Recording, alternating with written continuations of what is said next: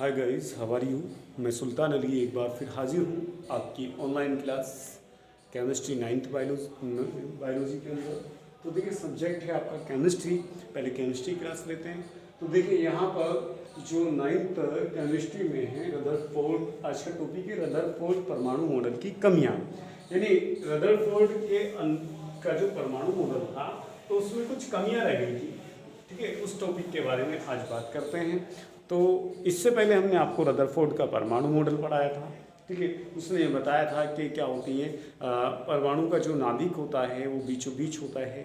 यानी कि जो समस्त भार होता है परमाणु का वो क्या होता है, वो जो होता है बिल्कुल बीचों बीच होता है परमाणु का समस्त भार, जिसे नाभिक या क्या बोलते हैं, केंद्रक बोलते हैं। तो ये फिर उसने ये बताया था कि इलेक्ट्रॉन जो होते हैं वो परमाणु के चारों तरफ गति करते रहते हैं, जैसे क्या था सौरमंडल में ग्रह करते रहते हैं। तो उसकी कुछ कमियां रह गई थी। ठीक है, वो कमियां क्या थी वो उसके बारे में आज डिटेल से बताएंगे आपको। तो वो क्या कमियां रह गई थी जिसकी वजह से ये परमाणु मॉडल जो था वो फेल कर दिया था अन्य वैज्ञानिकों ने।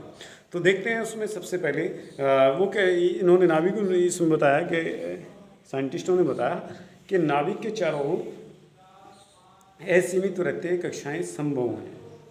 यानी कि ना उन्होंने ये नहीं बताया कि वो सीमित कक्षा है या असीमित कक्षा है। ठीक है ना, नाभिक के चारों ओर असीमित कक्षाएं हो सकती हैं, पता नहीं कौन कितनी है यहाँ पर देखने से।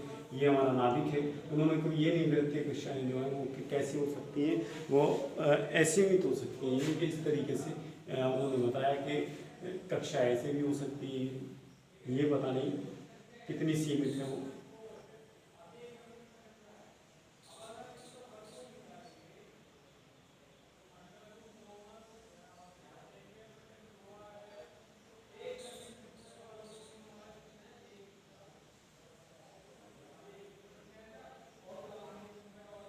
ठीक हुई। तो ये था क्या है, असीमित वृत्तीय कक्षाएं हैं। ये हमारा जो था ये बीच वाला जो है ये हमारा क्या है, ये हमारा नाभिक है। क्या है ये हमारा नाभिक, क्या है हमारा ये नाभिक। और ये क्या है हमारा इलेक्ट्रॉन है। क्या है भाई ये हमारा इलेक्ट्रॉन है। ये सब यहाँ पर इलेक्ट्रॉन जो है वो गति कर रहे हैं, क्या कर रहे हैं, वो गति कर रहे हैं। ठीक है भाई, यहाँ पर देखिए, यहाँ ये इलेक्ट्रॉन गति कर रहे हैं। यहाँ देखिए ये देखिए और ये देखिए, यहाँ देखिए। इस तरीके से क्या है, मतलब इलेक्ट्रॉन जो है असीमित कक्षा के अंदर गति करता है यहाँ पर। ठीक है, इस तरीके से गति करता रहता है। ये देखिए ये रहा। ठीक है, तो इन्होंने ये बताया कि जो क्या था, नाभिक के चारों ओर असीमित वृत्तीय कक्षाएं संभव हैं। इनमें से इलेक्ट्रॉन किन कक्षाओं में घूमते हैं। भाई ये नहीं बताया कि भाई इन्होंने ये तो बताया नहीं कि सीमित कक्षा तो बताई नहीं, असीमित बताई। अब ये पता नहीं कि इलेक्ट्रॉन कौन सी कक्षा में घूम रहे हैं। ठीक है, उनके वेग तथा विभिन्न कक्षाओं में उनकी संख्याएं क्या हैं, उनका वेग क्या है, और कौन सी कक्षा के अंदर कितने इलेक्ट्रॉन हैं, और कौन सी कक्षा का इलेक्ट्रॉन का वेग क्या है। जब कक्षाएं ही नहीं बताई तो फिर क्या है, ना तो उनकी संख्या का पता चलेगा, ना ही उसके अंदर वेग का पता लग पाया। ठीक है, आगे की जानकारी रदरफोर्ड के मॉडल से प्राप्त नहीं हो पाई। ठीक है, तो आगे क्या हुआ ये देखेंगे। क्लार्क और मैक्सवेल के विद्युत गतिकी के सिद्धांत के अनुसार, क्लार्क और मैक्सवेल के विद्युत गतिकी उसमें क्या होता है, इलेक्ट्रॉन गति करता रहता है और अपनी ऊर्जा खोता रहता है। देखिए जैसे यहाँ पर इलेक्ट्रॉन था, क्या था भाई, यहाँ पर ये हमारा इलेक्ट्रॉन है। ठीक है भाई, क्या है हमारा, ये हमारा इलेक्ट्रॉन है और ये गति कर रहा है, रेगुलर गति कर रहा है। ठीक है, तो ये क्या हो गया, गति करते करते इसकी ऊर्जा कम होती है तो नीचे कक्षा में आ गया, फिर इससे कक्षा में आ गया, और कक्षा में कम होते होते क्या हो गया, तो ये क्या होता है, इसका ऊर्जा स्तर गिरता जा सकता है, गिरता जाएगा मैक्सवेल की गति के अनुसार। मैक्सवेल जो होता है वो होता है कि भाई परमाणु जो गति करता करता अपना ऊर्जा भी खोता रहता है और नीचे वाले कक्षा स्तर पर आ जाएगा।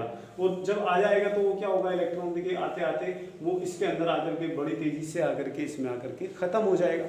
ठीक है, इसको आकर्षित कर लेगा, इसलिए क्या हो जाएगा, परमाणु का अस्तित्व ही नहीं रहेगा। भाई परमाणु के अंदर जो इलेक्ट्रॉन है वो सारे के सारे खत्म हो जाएंगे गतिज करके गए मैक्सवेल की गति के अनुसार, और फिर क्या होगा, परमाणु नष्ट हो जाएगा। ठीक है, तो ये क्या था, इन्होंने ये बताया कि गतिशील विद्युत आवेश कण को त्वरित किया जाए तो उससे ऊर्जा का विकिरण होता है। चूंकि इलेक्ट्रॉन नाभिक के बीच स्थिर विद्युत आकर्षण बल कार्य करता है तो इलेक्ट्रॉन की ऊर्जा लगातार कम होती जानी चाहिए। तो मैंने आपको बताया कि लगातार इसके अकॉर्डिंग क्या है, मैक्सवेल की गति के अकॉर्डिंग क्या है, अगर लगातार रेगुलर गति कर रहा है तो क्या होगा, उसकी ऊर्जा कम होती जानी चाहिए।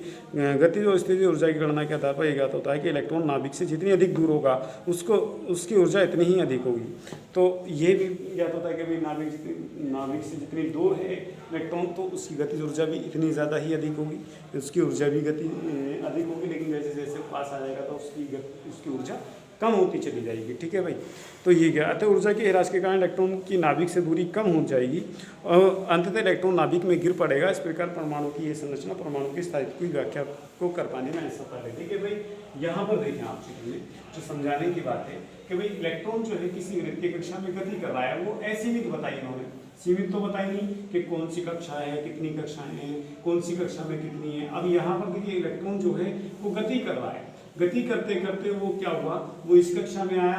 ठीक है, यहाँ इसमें गति तो इसकी ऊर्जा कम हुई मैक्सवेल की गति के अनुसार, फिर और गति राउंड करा तो और कम हुई, फिर और कम हुई और कम हुई, आते आते आते आते वो क्या है, नाभिक में आकर के गिर जाता है। और नाभिक में आकर के गिरने की वजह से क्या हो जाएगा, वो क्योंकि इलेक्ट्रॉन पर माइनस चार्ज होता है इस प्लस, तो ये हो जा करके खत्म हो जाएगा, नष्ट हो जाएगा, और नष्ट होने की वजह से परमाणु का अस्तित्व ही नहीं रहेगा।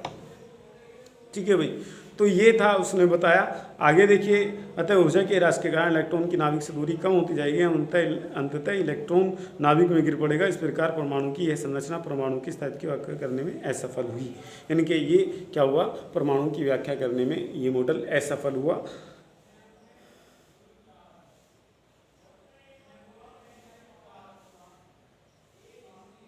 भी दूसरी बात ये थी, इलेक्ट्रॉनों की ऊर्जा का सतत ह्रास के कारण परमाणु का उत्सर्जन स्पेक्ट्रम भी सतत होना चाहिए था। चूंकि परमाणुओं के उत्सर्जन स्पेक्ट्रम सतत नहीं होता बल्कि रैखिक होते हैं, तो रदरफोर्ड की परमाणु रचना परमाणुओं में उत्सर्जन स्पेक्ट्रम की रैखिक रचना को व्याख्या करने में भी असफल रहा। यानी कि इसमें ये रहा कि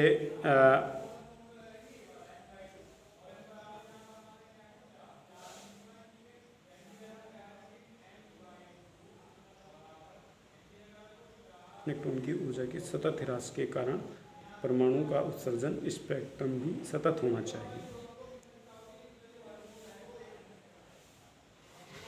तो देखिए ये कह रहा है कि जैसे जैसे अगर ऊर्जा का लगातार ह्रास हो रहा है तो इसकी संरचना में भी क्या होता है, लगातार ह्रास होना चाहिए था। ठीक है, लेकिन वो सतत क्या होता है, जो स्पेक्ट्रम होता है परमाणु का एक चित्र होता है, सतत नहीं होता बल्कि रैखिक होता है।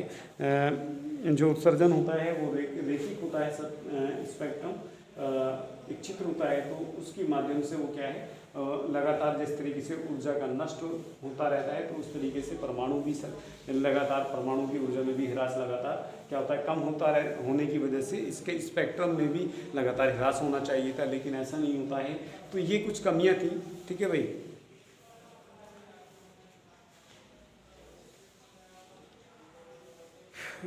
जिनकी वजह से ये परमाणु मॉडल जो था वो सबसे मेन बात ये थी कि भाई यहाँ पर जो है ऊर्जा, क्योंकि उन्होंने रदरफोर्ड ने ये नहीं बताया कि वृत्तीय कक्षा जो थी वो कितनी सीमित स्थान पर है। असीमित तो असीमित में कहीं भी हो सकती है, और कौन सी कक्षा में या कितनी कक्षाएं हैं, जब कक्षाएं नहीं दी ना उनकी संख्या बताई। ठीक है, कौन सी कक्षा में कितने इलेक्ट्रॉन हैं। ठीक है, तो ये क्या हुआ कि भाई इलेक्ट्रॉन अगर गति कर रहा है तो लगातार उसका ऊर्जा का ह्रास होगा, यानी खत्म होगी, और खत्म होते होते वो नाभिक की तरफ आएगा, वो नाभिक में आकर के वो क्या हो जाएगा, खत्म हो जाएगा। तो ये इसकी सबसे बड़ी कमी थी इस मॉडल की, और जिसकी वजह से ये मॉडल को क्या कर दिया गया, इसको फ्लॉप कर दिया गया, इसको यानी अमान्य कर दिया गया। ठीक है भाई, तो ये था आज आपकी परमाणु मॉडल, रदरफोर्ड का परमाणु मॉडल की कमियां थी।